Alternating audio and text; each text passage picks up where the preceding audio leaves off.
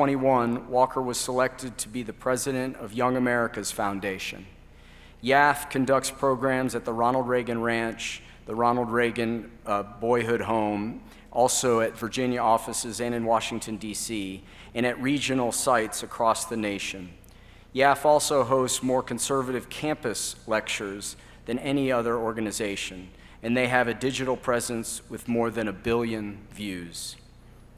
Governor Walker has been married to his wife, Tanette, for more than 30 years. They live on Pewaukee Lake in Wisconsin, while also spending time in Virginia and California, and they have 2 adult children. Born to the son of a pastor and a part-time bookkeeper and raised in a small town, Governor Walker understands the virtue of hard work and community. He is a proud Eagle Scout and an alum of the American Legion's Badger Boys State and Boys Nations programs. And most importantly, he is a follower of Christ. Please join me in welcoming our panelists tonight.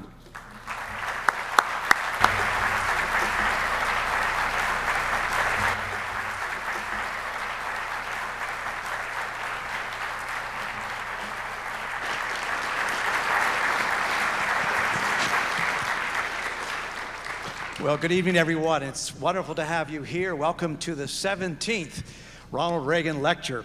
It's hard to believe that we've had that many, but it's been a great run, and we're so thankful that tonight we have such a special guest in Governor Scott Walker.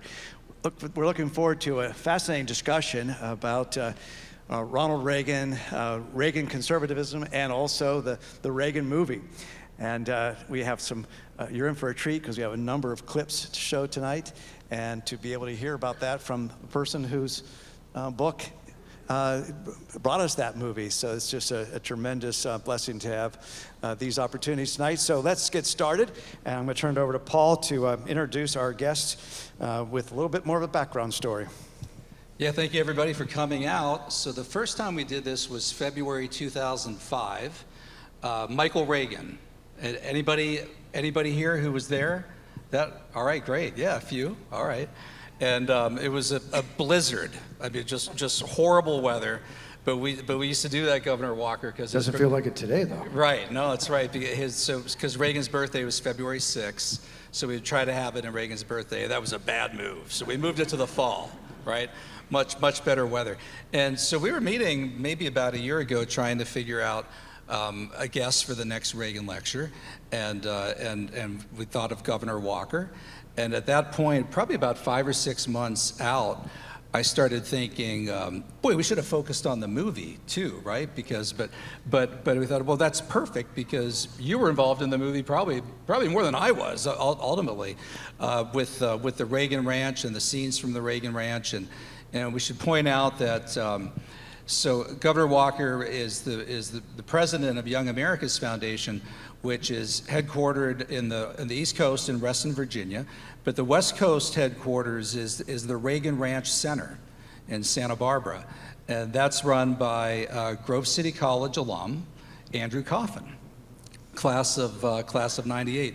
Who you knew longer than me, right? Yeah. But Andrew was in my first class at Grove City College, Comparative Politics, fall of 1997, sat right in the front row.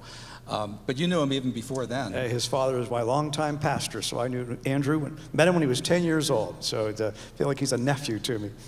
And at one point, so Andrew did one of the Reagan lectures one year, and we've also had in the past Bill Bennett twice, Ed Meese, Newt Gingrich, Peter Robinson, who wrote the Tear Down This Wall speech.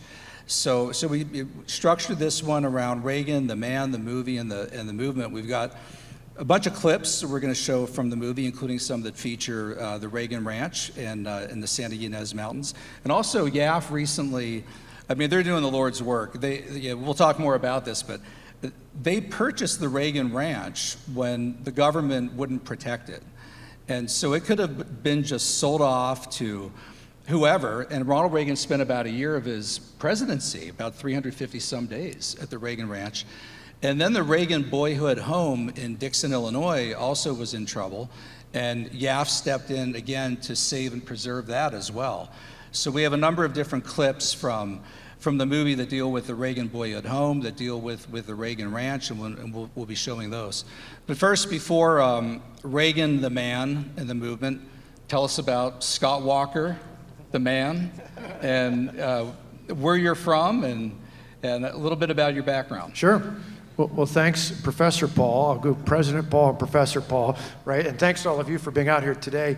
What an honor to be here. And you mentioned that great list. So Michael Reagan still speaks for us. We just had a high school conference at the Reagan Ranch. Michael was there last week. Ed Meese, who's going to be in about 6 weeks, going to be 93 years old, the former Attorney General of the United States. I called him the day he turned 90 a few years ago, and I asked him, Mr. Attorney General, happy birthday, how do you feel? And he says, well, Governor, I don't feel a day over 89. So he's got that Reagan sense of humor. But you mentioned all those good folks, Andrew Coffin, but Ed Meese is actually still to this day is the co-chair of our Reagan Ranch Board of Governors. In fact, Tom and Joan Strife are here with us. They're good Grove City supporters and partners with us. They're on our Reagan Ranch Board of Governors as well. But a great list of folks you mentioned. Peter Robinson, I'll be with next week. He's going to talk about it. But to answer your question, so I'm a PK, not a Paul Kengor. I'm a preacher's kid like Andrew Coffin. My dad was a pastor. I was born in Colorado Springs, moved for a little while to a town of about 400 in Plainfield, Iowa, where our state rep was a guy named Chuck Grassley, who went on to be a U.S. Senator, still there today. And then about the time Reagan moved to Dixon, when he was in 3rd grade, I moved to a small little town just about 2 hours north of there called Delavan, Wisconsin, where my dad was a pastor. That's where I grew up, I came of age really under Reagan. I remember when I was 8 in 76, we were still in Iowa, and my dad and I watched that 76 convention. I still remember my father saying, that guy should be the nominee, not the incumbent. And so I think for a lot of people in my generation, we came of age, and probably as much as anybody other than my parents, President Reagan influenced not just who I am as a conservative, but as an optimist. I went on, didn't think I'd run for office till later in life after I went to Boys Nation, was inspired by a group of great educators and Legion members who are veterans of our country. But a few years after working at the IBM and the Red Cross, there was an opening in the state legislature. I think it was just mentioned in the intro. Served there for a few years, then became the Milwaukee County Executive in Milwaukee County, the largest county in the state, which is, I'm the first and may forever be the only Republican elected to that spot, and I was elected 3 times there. And then in 2010, when I saw a big mess in our state, I stepped up to run for governor. Probably more important than any of that, I've got a wife, Tonette, of 31 years. She was a widow before we were married, and a couple years older than I am, so our firstborn son is named Matthew, because she didn't think she'd get married, let alone have children. So in Hebrew, Matthew, Matan, means a gift from Yahweh, or a gift from God. So he's our gift from God, and then God double blessed us again the next year with a son named Alex, and he and his wife live about 15 minutes from us in Wisconsin, and Matthew is about to be married on New Year's Eve. So we got a lot of good stuff going on. Wow. You know, backing up a little bit, so tell us about being elected county executive in Milwaukee as a Republican. I mean, that... Yeah, it never happened. I used to laugh when people say, how many years has it been since there's been a Republican elected here? So it was easy to count. Never. 0. But there was a big scandal. Ironically, there was a pension scandal. Years later, when they tried to recall me for completely different reasons, the irony was the person I replaced, they were going to recall. Once I got in the race, of all days, I got in on February 6th, Reagan's birthday, because I just had it. I remember if you ask any pollster in America, if a guy like me, not just a Republican, but a conservative, a socially, fiscally, across the board, full spectrum conservative could win in a county that typically was about 3-to-1 Democrat, people would have told you you're nuts. But remember, when I got elected, it was just a few months after 9/11. I got into the race in February of 2002, obviously September of 9/11, a few months before that. And there was this big pension scandal, and more than the pension, it was these $1 million lump sum backdrops. I won't go into all the details of that, but people were just outraged that nobody had paid attention to this, and the media, not surprisingly, largely ignored it at the local level. And when it got exposed by an online publication and then went to a broader audience, the people in my county just went absolutely wild. And I remember watching it thinking, somebody's got to do something about this. And there were all these veterans and all these other just everyday Americans in my county who stood up, and I just got worked up about it. On that day in February, announced I was going to run. I think my wife thought I needed my head examined because, again, nobody would have predicted even a few months before that. But I remember I went and interviewed a couple different companies to do ads because I realized this is going to be a big production. Milwaukee County's largest TV market in the state. And I interviewed people, and a bunch of DC people, gave me their pitches, and it was all, American flag, your family, apple pie, template stuff. But I asked this one guy named Bill Eisner, done a lot of just professional stuff. I knew him through the Milwaukee Rescue Mission, a wonderful Christian. And I said, Bill, would you at least talk to me about these ads? And so he asked me, well, why are you running? And I said, well, in the past, people would have just given up. They would have said, a bunch of crooks, I've had it, they're all trouble, they're all, I've had it, I'm giving up, I'm not voting, I'm giving up. But I said there was something about this moment post 9/11 where people said, no, I'm going to do something about this. I'm going to step up. And what I saw with this early on grassroots effort was they weren't going to back down. And I said, somebody's got to help lead that movement. And I still remember Bill looked at me. He was this big guy. He was about 6'7", burly beard. And he said, I said, well? And he said, that's what we're going to put on TV. Because we're not going to sell anything other than the truth. He said, that's why you're running. And so all of our ads were me walking down the street, cars and trucks going behind. A couple times we tripped over fire hydrants along the way. But it was, I think there was a hunger, as I think there is in America today at all levels, and not just in politics, but in education, in business, in sports, and everywhere else, for people just to be leaders, to just step up and tell the truth and do so with an open heart. And it was a big risk, but not only did we win that election, we did the things we said we were going to do. I governed like a conservative. I didn't raise property taxes from one year to the next. And I got elected in the same year that Barack Obama took 2/3 of the vote in the same county. Wow. And that was, so what was your margin of victory? I'm curious. So I won in my final election before I ran for governor. I got 60% of the vote in a county that went 2/3 for Obama. Wow. Yeah. In fact, ironically, years later, when I won the recall, it was the same year that Barack Obama was reelected as President of the United States, and they came up with this weird phrase called Obama Walker voters, which if you, obviously most if not all of you know something about President Obama, if you know anything about me, again, like I said, I'm a full spectrum conservative, so it makes no sense politically, except there's a core group, I think here in the Commonwealth of Pennsylvania, certainly in my state of Wisconsin, other so-called battleground states, people who aren't necessarily mushy moderates. They're not swinging on every issue. They're just people who've been let down. They're people who are disappointed, and so they're looking for leaders to do the things that they say they're going to do. Certainly, it's part of what drew me to Ronald Reagan. He was clear. He knew where he was going, what his plan was, how he's going to get there, and he's going to follow through on it. That was something that struck me from the earliest times I could pay attention, even as a kid all the way through high school and college. And that certainly was a model for me, was just tell the truth, be clear. One of the things I said in my inaugural address the first time I was governor was moderate in tone but not in action. There's a lot of people willing to hear what we have to say, but we got to talk in a way that relates to where they're at. But it doesn't mean you have to moderate your positions. If you believe in something firmly, it's particularly true for the students here, you can be both nice and bold at the same time. Society gives us this false pretense that to be bold, you got to be nasty, or to be nice, you got to be mushy. You can be both. Ronald Reagan showed us that time and time again. You can.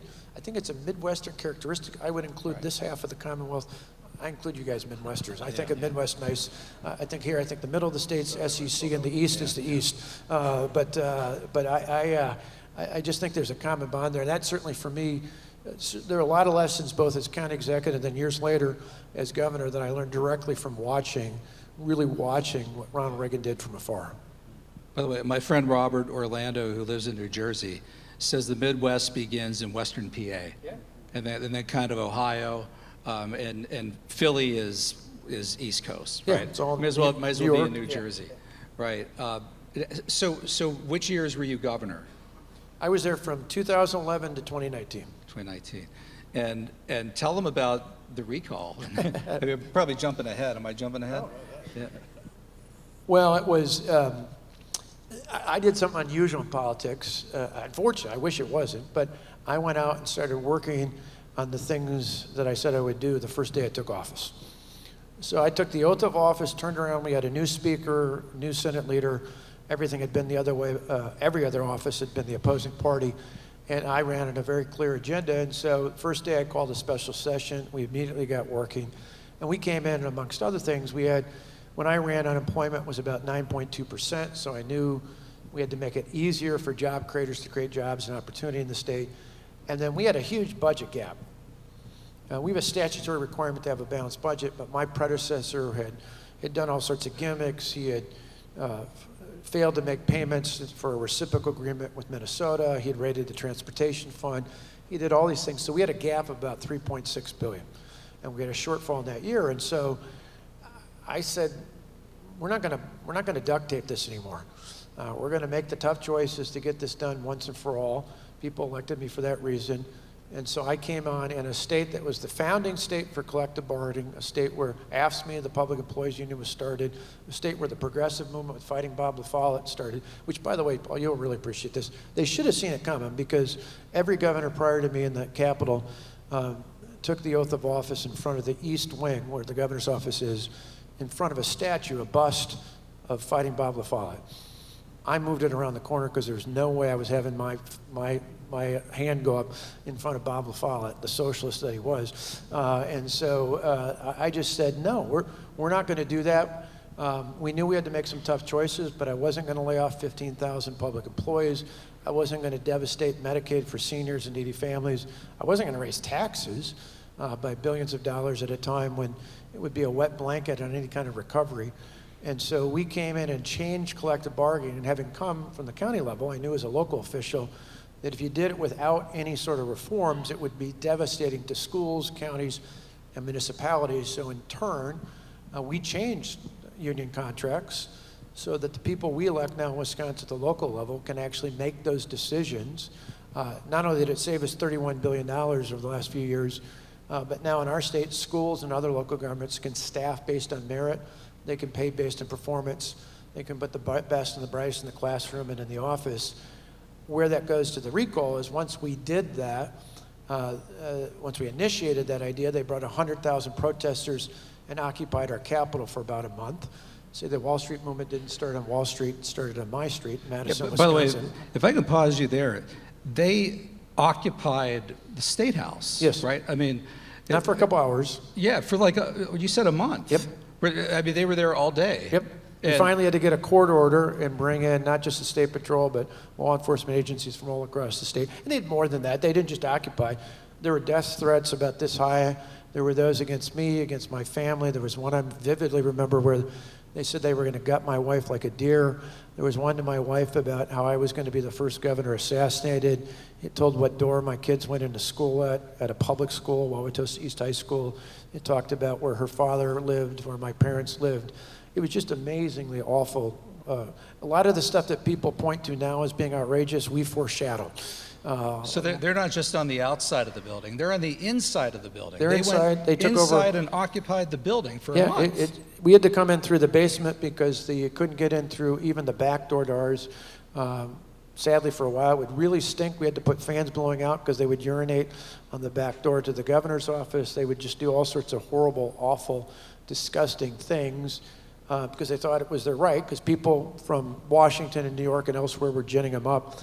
And once they lost the battle, once the senators who'd left had to come back from Illinois, remember we flipped the majorities, but it actually ties into something with Reagan. So the day I introduced this, the night before, I just come back.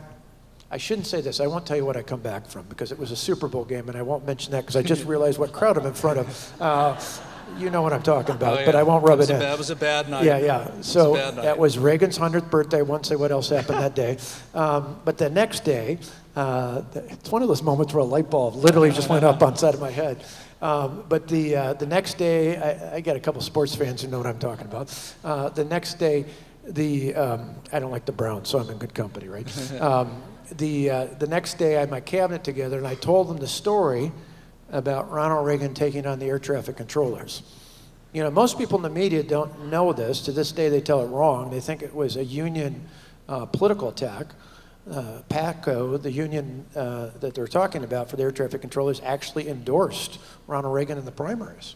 So it wasn't, he was a union guy. He was the head of the Screen Actors Guild. He gave him 48-hour notice because they were threatening to go on strike over a fairly generous offer that they made. They just were greedy and wanted more. And they threatened to go on strike, and like most states, law enforcement and fire service can't go, it's against the law. He said, you got 48 hours to get back to work or you're fired permanently.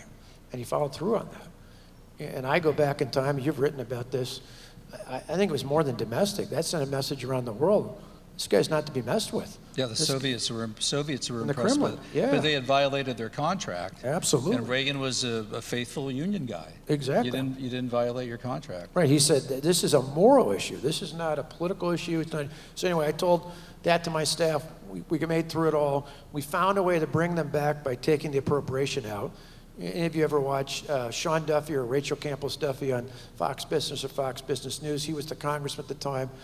One of my favorite bumper stickers they gave us after that was as the senators had to come back to vote on this, was one walker beats 14 runners, because 14 Senate Democrats had left the state and had to come back. But we did all that, and then once we prevailed, they initiated a recall election, the first in our state's history and the first successful one, or the first one for an incumbent to be successful in the history of this country. And it was all because they were upset about what we did, even though it's what we ran on. And ironically, of all dates, so by the way, I got married on February 6th. It just happened to be that's when the church was available. Anything about Reagan, that's his birthday. Ironically, this really wasn't my doing. My recall election, which I won with more actual votes and a higher percentage of the vote, even after they spent $100 million against us, was of all dates, June 5th. Ronald Reagan's eternal birthday. Wow, wow. So how did you finally get the insurrectionists out of the State House? Well, it's ironic. Mark Thiessen, who writes, I think he's the only conservative left of the Washington Post maybe, but wrote a column after January 6th that said Democrats were for taking over capitals before they were against them, because Pelosi and the gang were all fist up with what happened in Wisconsin, even after the threats and the pushback against not just me, my family, our lawmakers. In the end, we finally got a judge who realized this is out of control and ordered the law enforcement to come in and clear it out. We did, and in fact, Thiessen and I wrote a book together, which is why he knew this, called Unintimidated. When we came back to vote on it, they literally came back in, took the hinges off the doors, broke through windows, crawled through doors, outlets, came back in and tried to occupy the Capitol. Thankfully, the Capitol Police and other law enforcement agencies were able to secure the chambers for both the State Assembly and State Senate for them to vote on it. But that shows you just how intense this was at that time. Not condemned by Nancy Pelosi and Chuck Schumer and no? No, they were actually on Twitter saying power to the people in Wisconsin. They're freedom fighters, yeah. These people. Well, and the other interesting thing was, so after the first week it dawned on me, again, another lesson from Reagan, get out and use the bully pulpit. So instead of staying in the Capitol, every day I'd go around the state. I'd have protesters there too, but I'd go around the state. I'd go to factories and farms and schools and hospitals and other places. And two interesting things happened. One, as I'd go, particularly through factories and other places, I'd go through and ask people what they were doing. And I'd almost always remember the first time this happened, Eau Claire, Wisconsin, northwest part of the state. I come up to this guy on a CNC machine, and he's got grease all over him, and he comes up to him and he sticks his finger right in my chest. And I'm like, oh, here it comes. And he goes, Governor, I just want you to know that me and my family pray for you. I was like, whoa, right? And then as we kept doing this, I remember another time I'm on a morning TV show in Green Bay, Wisconsin, and the woman who's the floor manager, the one that keeps everybody going, she came down and put my mic on, and she gets on one knee and leans in. She goes, I just want you to know my daughters and I every night get on our knees, and before they go to bed we say our prayers and we pray for you and your family. Wow. And it got to the point after that, and I remember I told both Paul Ryan and Mike Pence, both each time when they were queued up to run, I told them this story because I said to them and others since then that what I learned more than anything is when people tell you they're praying for you, they can tell you all sorts of things. Good luck, I voted for you. Maybe they're telling the truth, maybe they're not. I'm convinced without a doubt, nobody tells you they're praying for you if they don't mean it. You know, for fear God strike you down, right? And so I get to the point now, and some of you may have prayed for me, and if I get a chance, I'll do the same to you, so don't be freaked out. I actually touch people when they tell me that. I always think of the woman who was unclean for 12 years as she walked through the courtyard to get to Christ, and she just reached for the end of the cloak, and he could feel it. He turned around and said, "Who touched me?" And obviously it was her faith, and I always loved that story as well because he claimed her. He didn't say who, he said daughter. He didn't say you, daughter. And it's just such a powerful thing when people pray for others. It's just so meaningful. So one, I learned to do that. The second thing I learned was, again, you go around the state, then you bring that back. So every night I'd come back to the Capitol, and I'd do a live press conference. I don't know if it's 6 o'clock here, but for us it's at 5 o'clock. Is statewide, all the TV stations have the news at 5 and then again at 6. So I would at 5 o'clock, I'd go on live. They'd carry me for the maybe first 5, 8, 10 minutes tops. So I'd talk for a little bit and take some questions because I figured unfiltered, I can talk directly to my constituents. The media kept getting bigger and bigger as the crowds got bigger and bigger in protests. Finally, one day there's a reporter from NBC News, national. And the crowds outside, the protesters figured this out, so they'd get louder closer to 5 o'clock. And she'd say, "Governor, don't you hear those voices outside? Don't they have a right to be heard?" You know, I thought that's a decent question, right? I said, that's a solid question. I said, yes, it's America. We have a right to be heard. You can protest against your government in this country and not have fear of retribution. I said, absolutely. That's a core fundamental truth here in America. I said, but don't be confused. You see, I go around the state every day, and there's millions of people who voted for me across the state who are not here yelling, they're not here screaming, they're not here protesting, but they elected me to do exactly what I'm doing, and I'm not going to let the voices of the people outside drown out the voices of the majority who put me here to do a job. That was a powerful thing I learned from Reagan. That's fantastic. Well, that's a great segue, courage of conviction, to Ronald Reagan's story. And, you know, when watching the film, that was what struck me. And we all knew it, right? But watching the film, you're just reminded of how this commitment he had to defeating communism just led him through the decades of service, and the courage and the depth of conviction was great. So why don't you guys work together? Paul, I want you to kind of turn now into kind of like the guest, because you had so much to do with this movie, and we've got some clips, and why don't the two of you just start showing them and talk about your experience with the film and what you found particularly impactful in your own experience. Well, you know, prayer is a perfect transition to this, because Ronald Reagan talked about the DP, the divine plan. And he and Bill Clark was one of the governors at your ranch, at the Young America's Foundation Reagan Ranch Center. They were very close. We gave Bill Clark an honorary degree here. I think it was around 2010. He died in 2013. And Clark was like another grandfather to me. I was his biographer. But he and Reagan would frequently pray together. They would pray at the ranch together a lot. And they spoke so often of the divine plan, as they called it, that they had an acronym for it. They just called it the DP, the divine plan.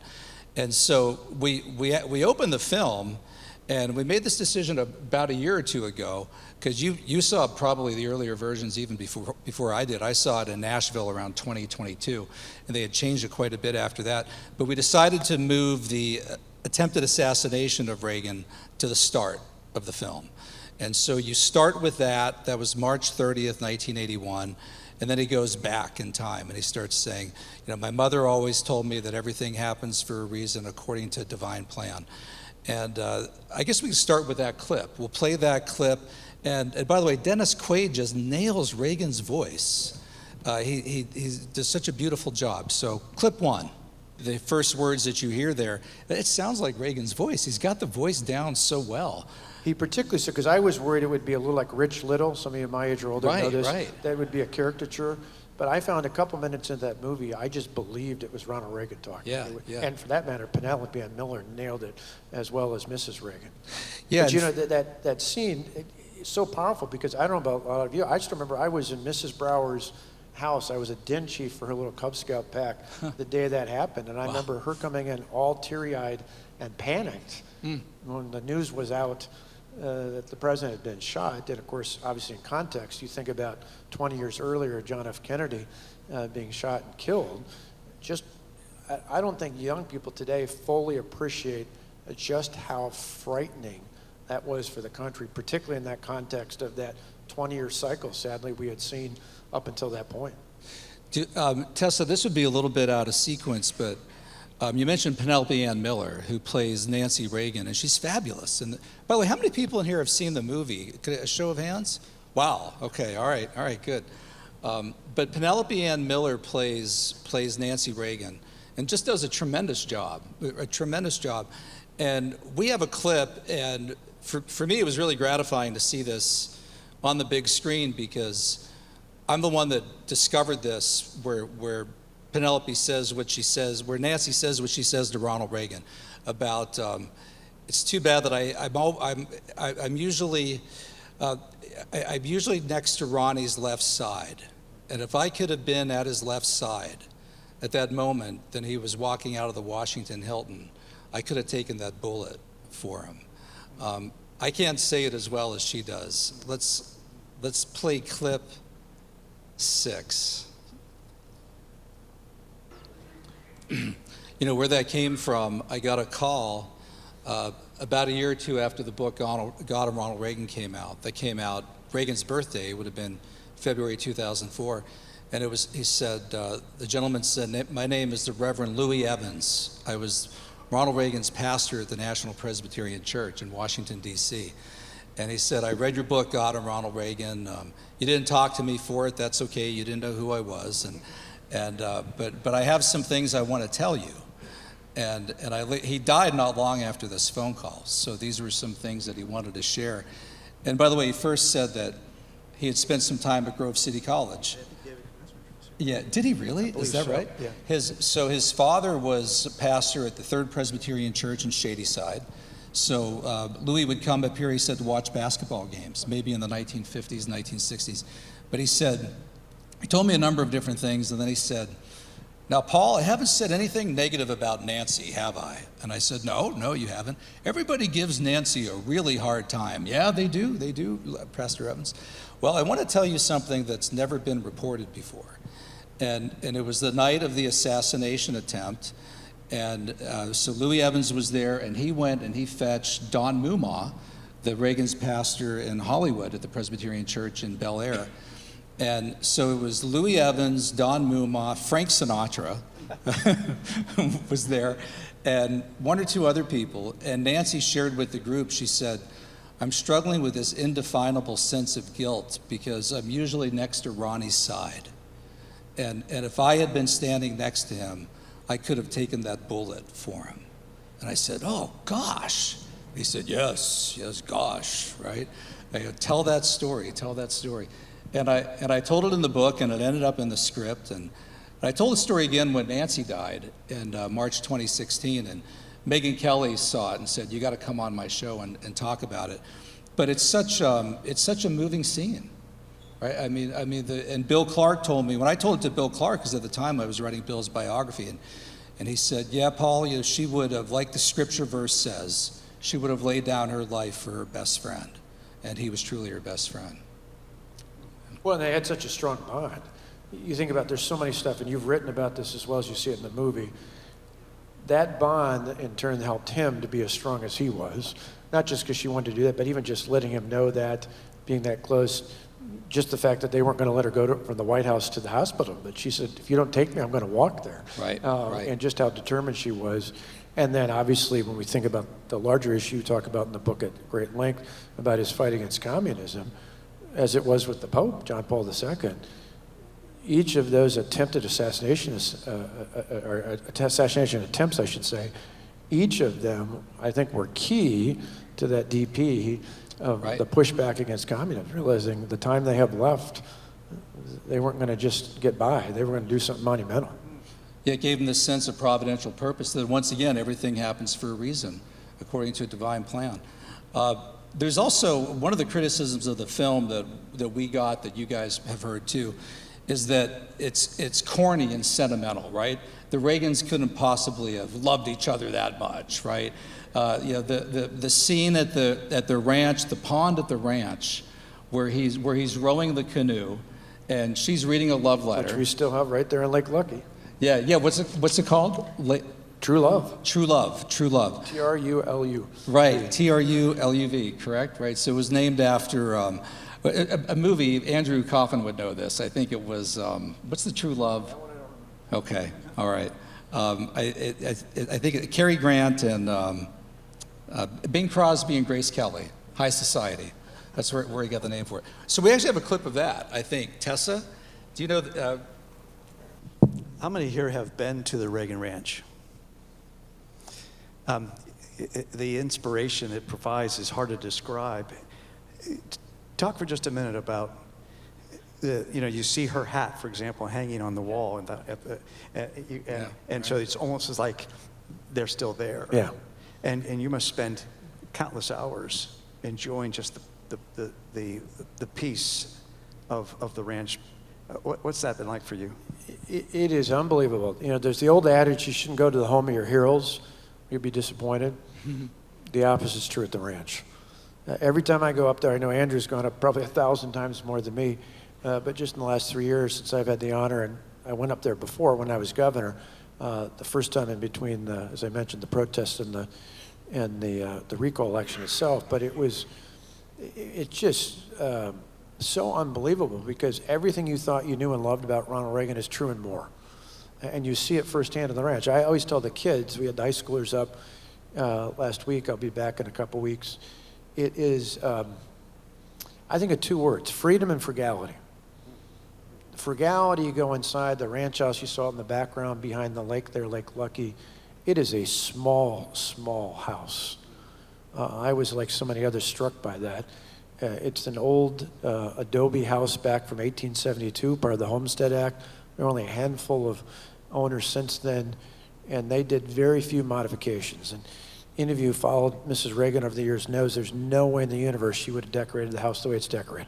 Mm-hmm. It's all, as my wife would call it, tchotchke. It's all stuff that was just personally important to them. Gifts that they got, things that were given to them, things that were personally important, not things that were stylish or in fit.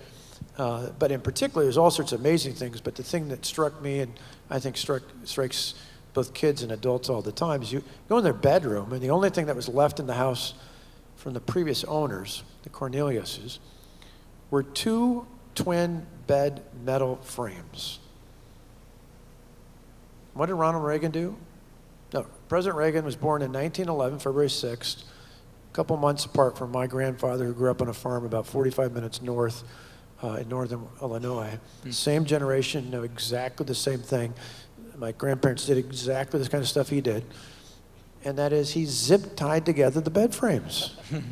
We're going to throw them out. Then he put a queen-size bed mattress on top of that over the 2 twin bed frames. And then get this, he's too tall for the bed. So on Ronald Reagan's side, and there's a little quilt that somebody made that says big R and then N and R.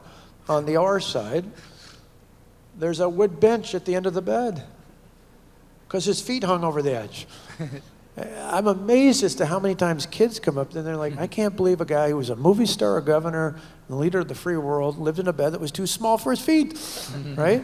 But that's who he was. I mean, my grandfather died in 1974. My grandmother, I was blessed to have until 2008. To the day she died, she was still making cookies, and her Tupperware wasn't Tupperware. It was washed out cottage cheese containers because she didn't throw anything away. That's that generation. And so you think, and the kids don't just get it because he's president. There's nothing about Hollywood in there. There's no Hollywood posters. The only poster in the whole place is in the tack barn where he saddled up things, and it was Nancy's poster. It wasn't his poster. This guy was just so humble and frugal. You know, he had you go in the garage. There's washed out jars of Jiffy and Peter Pan peanut butter jars, just like my grandfather had on the farm, that are full of nuts and bolts and screws, because he wasn't going to buy anything for them. That's what he did.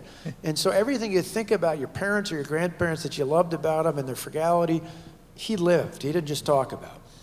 And in the freedom, to me, you just saw it. I mean, he didn't just talk about it. He had about 688 acres, about close to 18 miles of trail, which he'd clear. Him and 2 other guys that worked for him since '74. He'd clear those. He had chainsaws. He had long poles with the saws you use to saw off limbs and that. He'd clear that and go riding all the time. Used to say there's nothing better for the inside of a man than the outside of a horse.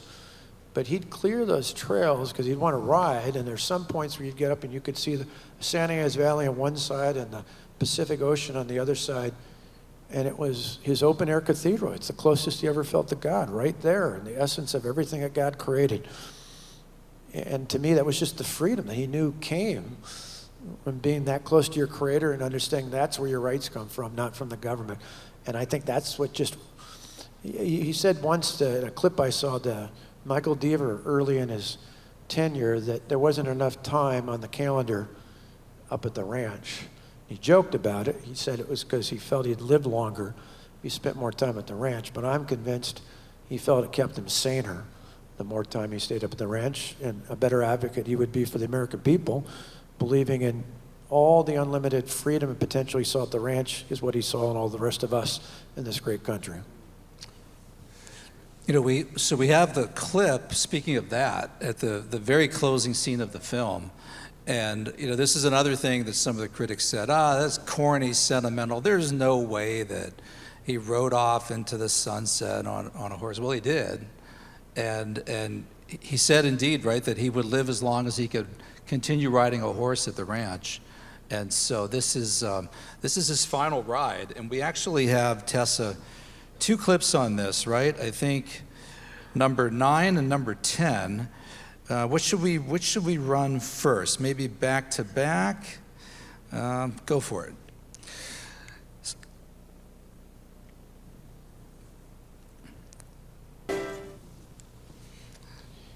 You know, a couple interesting things about that. A few years ago, we were telling that story to some supporters that were up at the ranch, and everything you saw there, again, ReaganRanch.com or YF.org if you want to go, or you want your kids, grandkids, nieces, nephews, students here, you want to go. There's conferences all the time, so you get to see all that. Everything you saw there isn't movie sets. That's the real deal. But more importantly about Reagan, so we were going through the house, and at the tail end of the tour in the ranch house, I told them this story. And this is, when this happened, it was the mid-1990s, long after he'd been president, but Alzheimer's had set in, and he, as John, who was a Secret Service agent with him all the time he's president and all the time after, would ride with him all the time. He's got his own great book called Riding with Reagan. John was the one who Mrs. Reagan asked him to tell, because he thought it would come better from him. And after that ride, after that scene, he never rode again, which is why he never came back to the ranch again. And a few years later, we took it over. But what's interesting, in addition to what was there, he didn't just say, as he said in the clip there, he wanted to ride one more time. He didn't fight John on it. He said, yeah, I know. Yeah. Now, that's really interesting, because think about this. My father's with the Lord now, but I remember years ago when I had to tell him I didn't think it was safe for him to drive anymore, and how worried I was about that. I asked my brother to come over for backup, thank to God's providence, he took it all right. But, you know, a lot of us have had experiences where, in this case, you'd understand it. He loved, that's why he came to the ranch. Other than her, that's probably the thing he loved most, particularly at that point in life. And so he didn't fight that. I was telling this a couple of these people, and 2 of them happened to work with people with dementia and Alzheimer's. And they made an interesting observation to me. They told me that, according to them, they said that Alzheimer's oftentimes enhances your personality. If you're ornery, you become more ornery. In this case, if you're someone who cares about others, you care even more about others. So in a moment where it would have been easy for him to be mad, to be upset, to react negatively, he was more worried about making it easy for John, the guy who had rode with him all those years, than making the case why he should be able to keep riding along the way. And so, again, it's just one of those moments that every time we go up there, there's new things I learn from others, certainly from your stuff, Paul, but from others we meet along the way who tell us stories about it. You just realize what a great man he was, and how much his family and his friends and his faith above all influenced him. You didn't see it in this clip. If you saw it in the movie, the two clips are pieces, but in between that, one serious thing and one lighten the load a little here. The serious thing is Dennis Quaid, playing in the voice of Ronald Reagan, reads the letter that Ronald Reagan wrote to America. And you think about how different things are now than they were in the 90s when he wrote that, and how people didn't talk about Alzheimer's, and how President Ronald Reagan changed all of that for the better, because it became much more acceptable to talk about, to understand, to support people, not just those facing Alzheimer's, but particularly the family and the caregivers. And so that's just such a powerful, I mean, I don't think I've ever seen a crowd watch this. I've seen it a bunch of times. It doesn't tear up through the end of the movie when that part's on, particularly because of that. Not just in Riding Off in the Sunset, but even at the end, when he was still thinking about others, still telling that story, still making a difference. Now, on the lighter side of it, when you saw that scene, there's a little piece, the transition in between where Nancy Reagan, portrayed by Penelope Ann Miller, comes out of the ranch house, watches him as he's riding off. You saw him turn back. That was him looking back at Nancy. And it's a very emotional scene. She gets all teared up. She goes back into the house. I was there that day. That was the first week I was president. They asked me to come on out. I was there for that week, met Dennis Quaid and all of them. And Andrew Coffin and I are standing right behind the oak tree over the side, and I keep getting Mark Joseph, how did we get cut out of that scene, right? Right. Wouldn't have made sense. I was a kid at that point, so it wouldn't make any sense. But it is funny, Andrew and I were right there, but we were pushed out on the cutting room floor. But even then, we knew it was powerful. We looked at each other and went, wow, that's going to be a powerful scene in the movie, and it was. Right. You know, he wrote that letter in November 1994, and Dennis Quaid reads it, and he says, he's telling the world that he has Alzheimer's. And he says, I'm now about to ride off into the sunset of my life. But I will do so with the greatest love and optimism for the American people and America, the country. And I mean, you talk about an optimist. I mean, and there's a scene right before that in the ranch, maybe in the garage, where he sees a White House, a little White House. Is it in a fish tank in the fish bowl? It happened for sure at his office in California. You combine a lot of this stuff in a film, you take some artistic license, but in the actual scene where this happened, he's at his office in Century City, and he puts his hand down into the fish tank. He's wearing a suit jacket. And he pulls it out, and he's holding this little ceramic White House. And he gets all the way home in the car. The Secret Service gives him a ride, and Nancy says, Ronnie, your jacket, it's all wet. And what's in your hand? And she kind of opened it up, and he's holding this White House. And he said, I don't know, but I think it has something to do with me. And he just couldn't even remember the White House. At that But point. it's interesting, but he knew it was important, equally so that it was accurately showed in the movie, and forgive me if I don't know your clips right, but in that, well, you just saw Mrs. Reagan inside the house, which again is all there at the ranch. There was another scene where Dennis Quaid does a marvelous job of taking a book off the shelf, that's that Printer of Udell, a book that he read in Dixon as a kid, a book that he and his brother read that inspired him and his brother to go be baptized down about 3 blocks down at their church. So it's such a powerful, powerful book for him. And here at the very end, when he's at the very full stages of Alzheimer's, much like the White House from the fishbowl, he's opening that up, looking at it like, I love that scene. this must mean something to him. what I think is so powerful, and I'll take a little license here, not necessarily politics, just observation. I don't know that it's Alzheimer's, but whatever is age-wise, some people point to the confusion the current occupant of the White House has. And I believe part of that is because that particular individual hasn't been grounded. He's said or done whatever he needed to say all throughout his career. Ronald Reagan, even in the depths of his Alzheimer's, was so grounded in his life, in his faith and his values, that even when it was confusing, he was still drawn back to things that he knew at his core were important.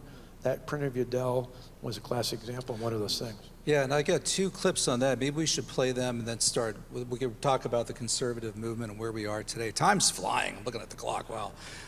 But the book was called That Printer of Udalls. It was published in 1903 by Harold Bell Wright, a Disciples of Christ minister. And it's the story about this young boy with a drunk as a father. Mother's a very devout Christian. Teaches him everything happens according to a divine plan. And after he picks his father up from the snow, coming home, 1922, 11 years old, from the local YMCA, and his father's drunk. In fact, Reagan said his arms were spread out as if he were crucified, laying in the snow. And he drags him in the house, and then his mother, realizing that he needs a heavenly father to rely on, gives him this book. And he reads this book about this young boy who turns his life around, becomes an elected representative who goes off to Washington to change the world. And he says to his minister, Ben Cleaver, I want to be like that man, and I want to be baptized. So we actually have those, what do we have? Clip 2, Tessa, right? Jack Reagan in the snow. And then after that, we could play That Printer of Udalls. And then the next scene with That Printer of Udalls, Reagan being baptized. That's Kevin Sorbo, who plays Ben Cleaver.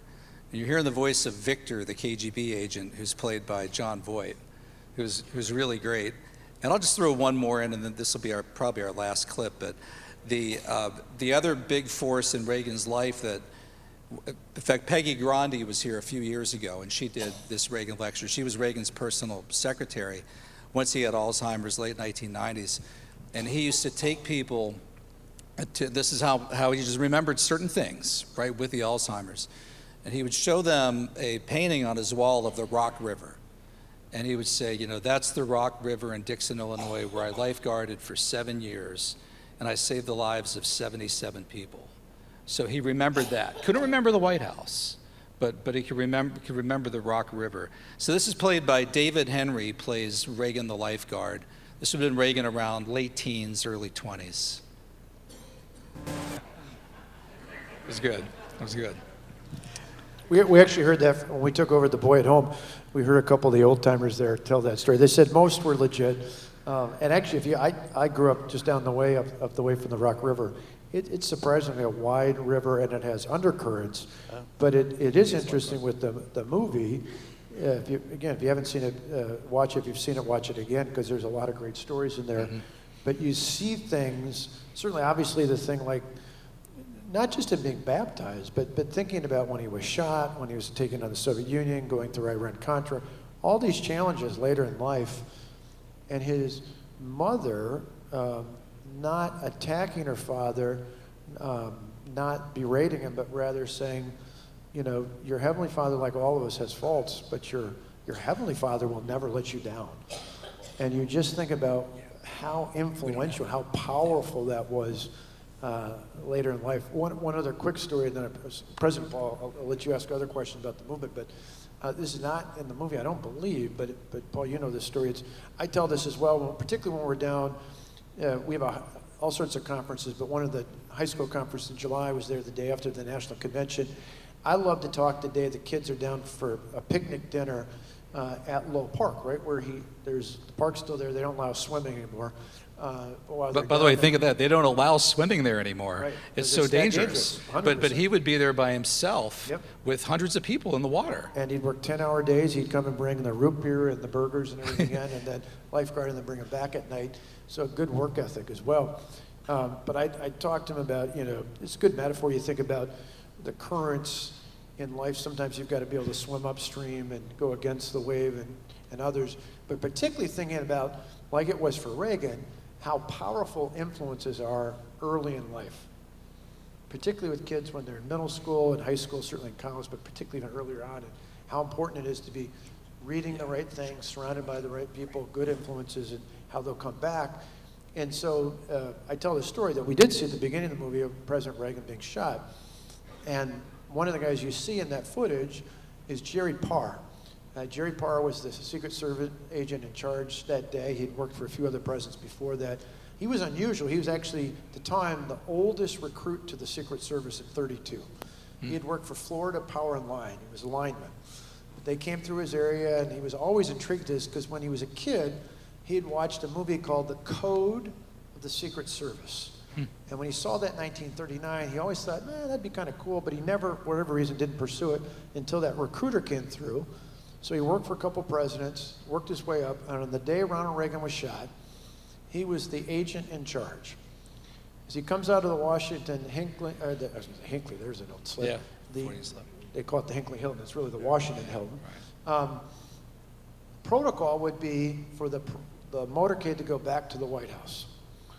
But the Hilton is up on the northwest side. And so in a split-second decision, Jerry Parr decides to take the motorcade and switch against protocol and go to George Washington University Hospital. As you see vividly in the movie, and we know now, where he was shot. They didn't think he was shot at first, which is why those news reports, kind of interesting to see Bernard Shaw back when CNN actually gave news. That was CNN. But that shot, they didn't know at first, but it went into him. And in the end, we later found out he was moments away from bleeding out. Jerry Parr made the decision that arguably saved not only Ronald Reagan's life, but changed the course of history in America. That alone is amazing. What's even more amazing and why it's important to think about how we influence young people and what it will mean for the future is the movie that ultimately inspired Jerry Parr to one day join the Secret Service, The Code of the Secret Service, starred none other than Ronald Reagan. Amazing. Right? Good reminder that DP, and he argued said at the time it was his least favorite movie. Probably his most important, right? Probably his most important along the way, but just shows you how things you don't think are important shape the rest of your life. So I always tell our kids, choose wisely. And we were talking earlier at dinner because one of our guests knew someone who knew Jerry Parr. He became a minister after all of that as well. And the day, we could go on like this forever, I apologize, Paul, but the day we did the premiere in Dixon, Illinois, which oddly enough, small town Dixon, Illinois, has a theater that seats 900 people. Yeah, it's a beautiful Dennis place. Quaid was good enough to come in for the premiere. He did the Hollywood one, and 2 days later he came with us, went through the Boyd home, took the tour, was fascinated by it. He actually originally had said the reason he took the part was after a visit to the Reagan Ranch inspired him. And he wanted to come to Dixon to pay tribute to the city that inspired our 40th president. And so we did a little thing like we're doing now before the movie premiered. But he was thinking about Jerry Parr. We had 3 retired Secret Service agents with us.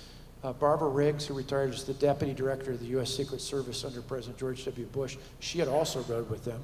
Another guy who had been the agent that assigned or ran the visit back to Dixon on February 6, 1984 for his birthday.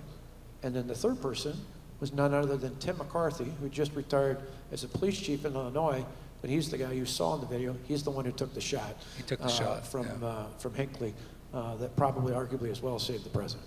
Yeah. Yeah, he took the shot. He hit the ground. James Brady got hit in the head. Well, as we talk about what Ronald Reagan stood for and where we are today, probably that clip on A Time for Choosing would be an excellent transition. Yeah, and you pointed out it's the anniversary of that. 60th anniversary this past Sunday. Yep. Yeah, I've put out a statement on that. Yeah, I think that's our last clip. Let's go ahead and roll with that.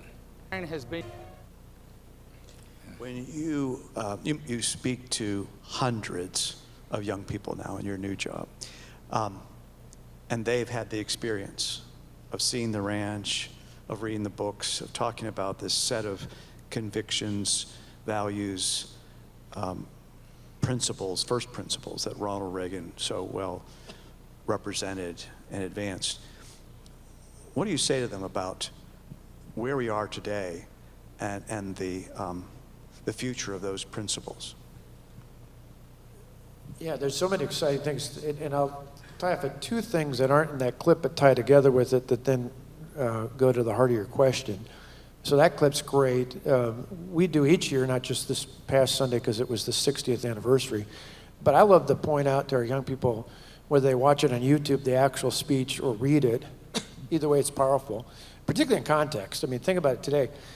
This is a close election. 1964 was not close. So one, just incredible bravery for Ronald Reagan to go out and say, I'm going to speak no matter what. Most politicians were running to the hills. But so he gets up and he gives a speech that is in part, small part, about Barry Goldwater, more on a personal testimony than politics. But he really lays out what it means to be a conservative in a larger context in America. And I love to point out to young people that one of the things I love most about Ronald Reagan is the timeless sense of what he said. You go back, certainly this speech, but others, almost every one of his major speeches were timeless. They weren't tied to specific bills, specific times and space. A few, like as he was comforter-in-chief after the space shuttle crash, but most of these were larger, timeless things, and this certainly was one of those, time for choosing. Think, for example, one of the stories he told in the midst of that speech was about two friends of his who were businessmen and how they had come across, interacted with a recent Cuban refugee, and how they had said to this guy who'd just come from communist-controlled Cuba how lucky they were to be born and raised in America, and how this man who had come from Cuba had escaped as a refugee from the oppression of the communist regime there, how this guy had looked at them and said, I'm the lucky one. I had somewhere to go to. And Reagan's point then could just as easily be made today, that in that moment it is clear that if we lose freedom in America, there's nowhere else to turn to. Look in the world today, not just in Cuba, Venezuela, a country that was once one of the most prosperous countries in the world, at least in this hemisphere. Today, 9 out of 10 people live in abject poverty. Why? Because socialism failed them. You look in North Korea, you look in communist China, you look in Russia, you look in Iran. I mean, these are oppressive places around the world, and if America's not there to lead, and America as a whole is not lost, but look at New York, Washington, Chicago, Portland, Seattle. And there's a lot of places that have embraced these really horrible ideas that have failed elsewhere in the world, and so it's a good wake-up call. And then he said specifically about that election, but again, timeless, he asked this pointed question, are we going to side with those who chose self-governance like our founders laid out at the beginning of this country? Or are we going to side with those who put their faith and their interest in the size and scope of the government? That's a pretty consistent question that we have today. So that point goes to the heart, Paul, of your question is, people say, oh, Reagan and Trump, for example, are so different. I don't think they are. On style, 100%. I don't think any of us would dispute that, right? I mean, I always like to say, if Donald Trump had just a little bit more of Reagan in him, we'd be winning 49 states right now. Because on policy, I mean, that's what's keeping us close. So I think you guys get the same thing here. I get it. I watched the Packers game the other day. There's 10 ads for Harrison Waltz for every one for Trump and Vance. The thing that keeps it close is that we're on the right side of the issues. High prices, border security, public safety, those are the issues out there. And so, yes, on tone, on style, dramatic differences between Ronald Reagan and Donald Trump or some of the others, not just the top of the ticket out there. But I think substantively, not just on limited government, lower taxes, strong national defense, but I think on this larger principle, people in 1980 sent Ronald Reagan to Washington to shake things up. He was a known commodity. He had been, GE Theater. He had been widely known, not just because he's a governor, because he was not just a movie star, but more through those GE days on TV all the time, kind of like The Apprentice, right? I mean, a celebrity apprentice and apprentice was known.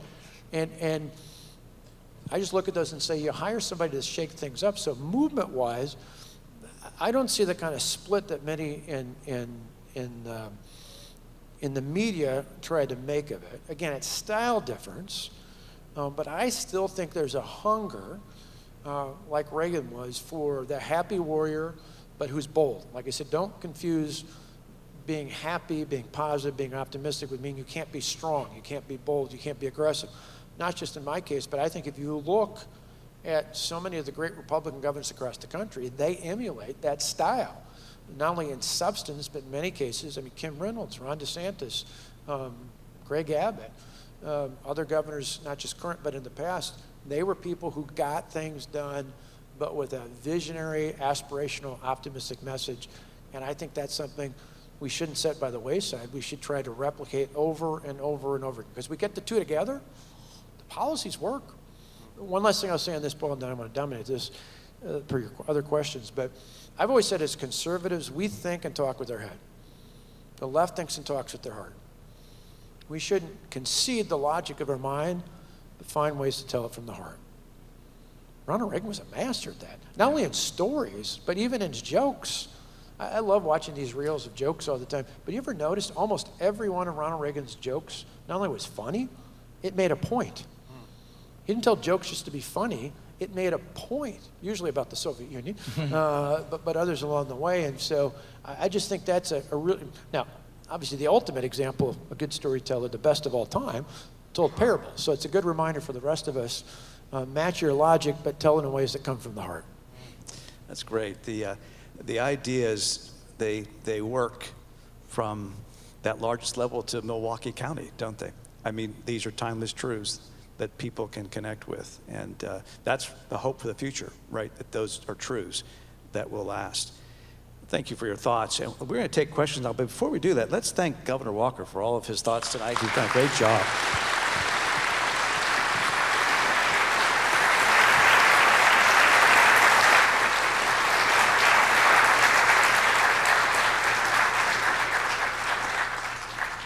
Let's take some questions, and I have to tell you, there are blinding lights in our eyes, so I have no idea who's even standing up right now. So I'll let you just give us a question. And oh, by the way, I'm sorry, if you have a question, please come on up to the aisle where you can do that one right now, Jake, but where I think our folks are standing in the aisles, and you can just line up there, and that way we can knock them off real fast.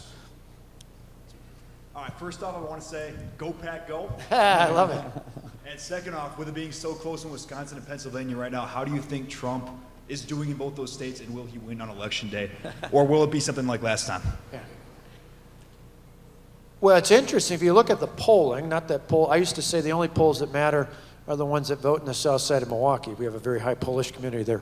But the delayed laughs, I like it, I appreciate it, you get it? But in this case, if you look at the polling, both in 16 and 20, the polls here and in my state and a couple other battleground states, in each of those universally, the swing states had Trump behind, and in some cases behind by a lot. And it was either close or it was a win in each of those states. So for him to be tied or ahead here and in a number of other states, I think is a really, really good sign for him. We were talking about this before. Again, I saw in the Packers game I watched the other day, again, there were not only 10 ads for every one.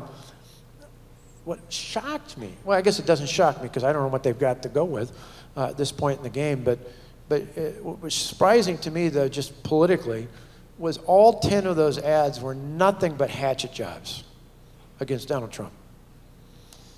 Now, there's plenty of negative ads. We've all been aware of that. I won't tell you that we never ran an ad that didn't have a sharp contrast. But when you were 2 weeks out from election, you swing back home. You in with an optimistic message. You're in with a hopeful message. You've made your points about your opponent. Now it's time to bring it on home. She's still out there saying all these horrible things, which, by the way, this is me talking, not Yaf talking. I don't get the logic of this, right?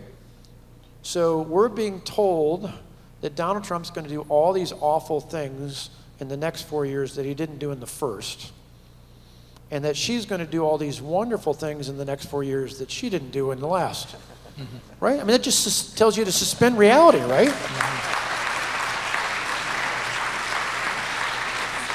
And I think that's why, not only the ads margins, because the ad I saw, the one ad I did see from Trump was a good one. It talked about the things I've been yelling about for the last 9 months that we should be exclusively talking about. That is high prices. I don't say inflation.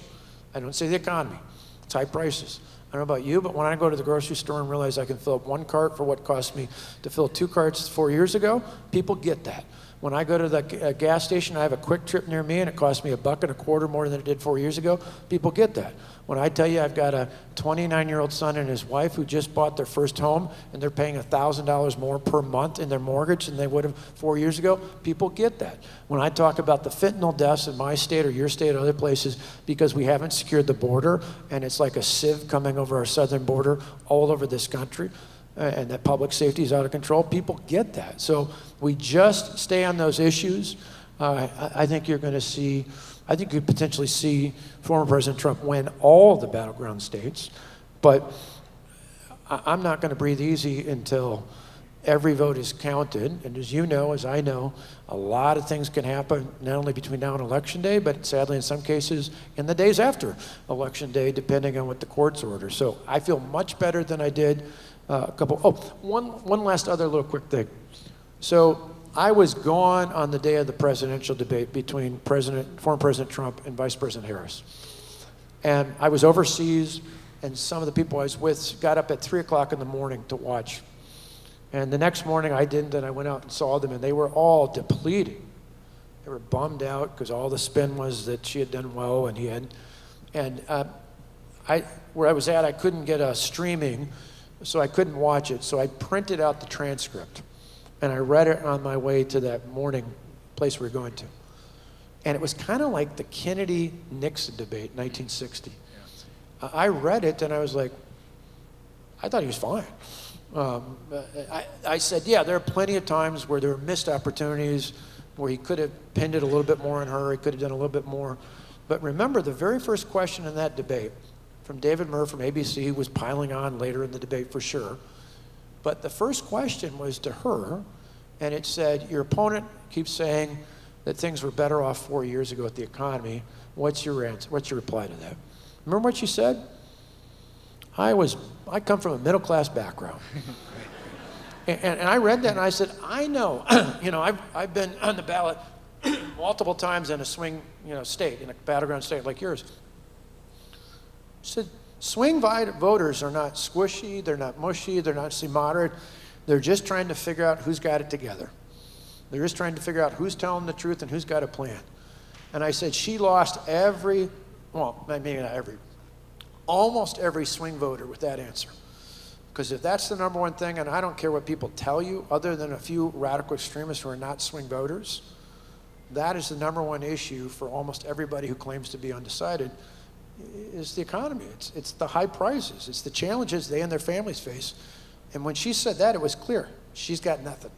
And so that's why every day between now and next Tuesday, he's talking about that is a better day for him. But by the way, the really key Reagan parallel, so Reagan's 1980 message, are you better off now than you were 4 years ago? And Reagan's slogan, folks, was "Make America Great Again." I mean, that was Reagan's 1980 campaign slogan. I mean, Trump didn't steal it. I mean, but Trump started invoking it right back in 2016, and then someone put it on a hat, funny red hat, started wearing it. But that was originally Reagan's slogan. I've got a button in my office, up at Hall of Arts and Letters, Reagan's face, "Make America Great Again," 1980. Actually, a little interesting insight. So I ran briefly. I got out before I got a nickname, so I was smart. But at one point, I said that at the end of a speech, and within a week, I got a cease and desist letter from the Trump organization. Really? Wow. Huh. All right, do we have another question? First, I want to thank you for a most enlightening program this evening. This is a question for Professor Kengor. You know Ronald Reagan better than almost anybody. Take a guess at what adjectives he would use to describe Kamala Harris, and what adjectives would he use to describe Donald Trump? Thank you. Well, I will say this. So a group of Reagan people came out about 6 weeks ago. In fact, they were supposedly Reagan administration people, but they literally included a photographer and a cook, and I don't know where they got these people. The only name I recognized was Ken Edelman. And they said that if Ronald Reagan were alive today, he'd be voting for Kamala Harris. And I said, no, wait a second, all right, come on, all right? Now maybe you guys can make the argument that Reagan and Trump are different on personality. Reagan wouldn't like Trump. And even try to say, that Reagan wouldn't vote for, but don't say he would vote for Kamala Harris. I mean, that's crazy. And I was thinking about this when we were talking about the principles. So we've done a book together, Young America's Foundation and myself. It's called 11 Principles of Reagan Conservative. And the 11 principles that we identified, and I think it first came out in 2012, 2013. We just reissued it. But they are faith, family, pro-life, sanctity and dignity of human life, limited government, lower taxes, peace through strength, anti-communism. Trump can check the box on probably 11 out of 11. She can't check the box on any of them. So, so at the very least, policy-wise, they have absolutely nothing in common whatsoever. And also, people on the left right now are fond of saying that Trump has a horrible personality and so forth. She's not likable either. I mean, there's a reason that she came in last in 2020. When Joe Biden picked her, I mean, we were shocked. I mean, her own staff doesn't stick with her. One of the things that really bothered RFK Jr. was he called it a sham Democratic convention because his family, they were Democrats, and we thought this would be an open convention. I thought it would go to Gretchen Whitmer or Gavin Newsom. They just handed it to her. It was really remarkably undemocratic, right? There's a phrase in the speech, Time for Choosing, and I apologize if I'm paraphrasing this off, Paul, you might remember, or either of you might remember this well. There's a point in the speech that he gave 60 years ago where he said the problem with our liberal friends is that they know so much that isn't true. And that's kind of where, it's not an adjective, but it kind of expresses it pretty well. Well, it's interesting in parallel, too, you think about running against a Minnesota progressive on the ticket when he ran against Walter Mondale. And, he would have probably smiled and just referred to as very confused. And I think her position on abortion would have been really, really troubling. That would have really bothered him. I think that's, Vice President Pence pointed out to our class a couple weeks ago that he was the first vice president to visit a crisis pregnancy center, and she was the first vice president to visit an abortion clinic, abortion provider. And I think that says a lot. Yeah, she's really fanatical on the issue. I mean, speaking about football, right? When we're watching a Steeler game, you just get browbeat with commercials from her about abortion. It's like, we're guys and we're sitting here watching the football game, right? You talk about something else, right? But yeah, that Reagan would have been really appalled by that. And I know the question was to Paul Kengor. As to Donald Trump, he might have said entertaining because he dealt with Tip O'Neill, and so he knew how to handle people of all different sorts and find ways to connect. Another question. We have time for just a couple more. Anybody else waiting in line? I can't tell.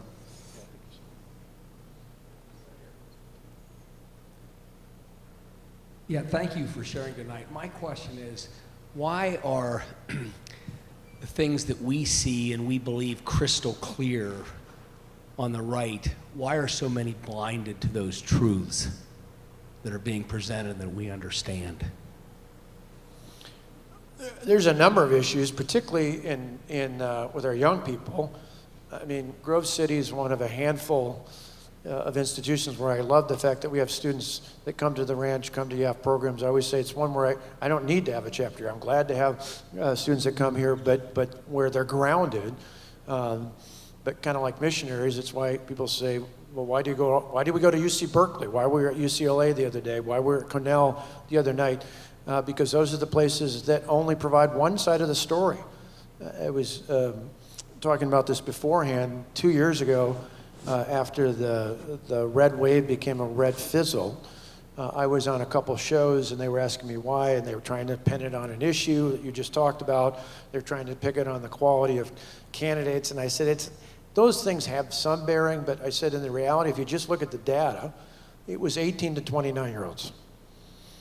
Here in Pennsylvania, in my state, in Arizona, in Nevada, and a handful of other midterm key Senate races, 18 to 29-year-old voters went anywhere from 30 to 40 points in favor of the radical liberal candidate. So when that's 12, 13, 14, 15% of the electorate, you just can't make that up unless you have those kind of margins elsewhere. And so my point was we can't just run ads. You can't just run clever digital ads a couple weeks before an election. You got to start sooner in college and high school, even down to middle school and younger. And one of the shows I was on, they said, oh, so are you saying you're afraid, are you somehow afraid of younger voters? I said, I'm not afraid of younger voters. I'm afraid of younger voters who've only heard one side of the story. So when I get upset with some of the things that I hear out of Generation Z, I don't get upset at the whole generation. I get upset at certain elements of it.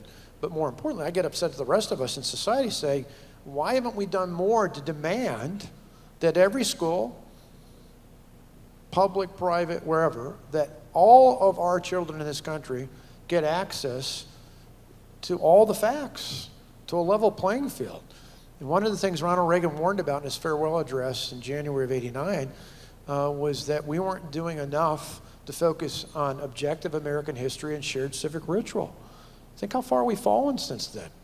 It's no wonder. I said this at dinner as well. I love The Greatest Generation. I love the service they provided during World War II, but Dennis Prager said to me the other day, I think he's probably right about this, the biggest mistake that generation made was they wanted their children to do so much better. They worked hard to hand that off without reminding them the most important things they had to offer, which was their love for God and country. You know, the greatest generation was the greatest generation because of God and country, the values that they had, and not, certainly probably not any of the folks here, any of the folks that you represent from this college or this alumni base, but across America, that's where the gap is. And so I think to the point is we're not going to change the media. We can throw our hands up about the media. The only good news about the media is very few, if any, people in Gen Z get their information from network news or traditional daily newspapers. Right. Number one way young people get their information, YouTube. Fastest growing way is TikTok. I don't like TikTok. I'd like to have CCP divested. I'd like to have it in America as opposed to overseas. But we compete on all those platforms. We have on YAF TV, our YouTube channel, for example, 1.7 million subscribers. And all we do is broadcast our lectures and our conferences, and particularly, like Ben Shapiro did the other night at Cornell, we broadcast the Q&A. And what it tells me is there's a hunger from everyone, but particularly from young people, to hear more than one side of the story. And so we've got to figure out ways to cut through that. You do that on this campus, but now, like, you know, Christ with the Great Commission, you got to figure out ways, how do you send people out, not just on this campus, but all around the country and around the world, not just to tell the ultimate truth about Christ, but how to talk about core values. And I don't just mean conservative political values, I mean American values, how we were founded. There's a bill in North Carolina that said that they required a 3-credit course for every public institution in higher education, had to teach a 3-credit-hour course in American history and government that required the students to read the Declaration, the Constitution, at least 5 of the Federalist Papers, the Gettysburg Address, the letter from Birmingham Jail, a couple, a bunch of other core documents to American history. Not what to teach about them, just that they had to read them and talk about them. Nearly 700 tenured professors at UNC Chapel Hill wrote a letter in protest. What does that tell me? Yeah. It tells me the radical leftist elite on our colleges in most places, not here, but most places, want to control the narrative, and they don't want people to hear the truth. It's up to us. It's incumbent upon every one of us, not just in colleges, in our high schools, in our middle schools, in our communities, whether our kids go to school there or not. We've got to be on top of school boards, whether we run for it or engage them or call them or lobby them, and say, we want true American history. We want the facts. We want you to teach kids how to read, how to write, how to do math, about history, and get out of all this other crap. That should be left for the rest of us at home. That's a great way to end. Yeah, I think so. I think that's a great way to end the night. So thank you all very much for coming out. I hope you've enjoyed it. And thank you, Governor Walker. Yeah. Thank you very much.